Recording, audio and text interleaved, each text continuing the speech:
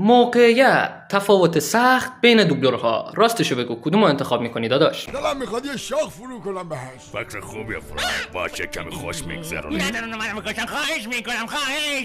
فقط یک شاخ کوچولو بهت میزنیم ما میریم. اشکالی ای فسخل، اینا بیخیال بشو نیستن. بالاخره چی ها؟ ترجیح میدم امروز نباشه. باشه چطوره گردنتو بشکنم تا زیاد احساس درد نکنی ها؟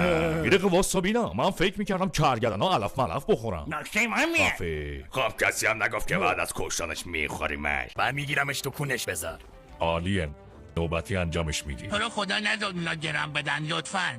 خواهش. هم داد بهم خیلی نچست. سختش نکن، اولش درد داره. آره بعدش جا باز میکنه.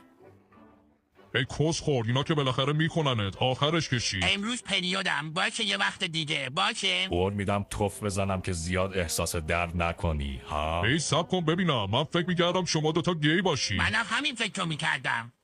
گی هستیم ولی الان حوث چیلیستا هم کردی.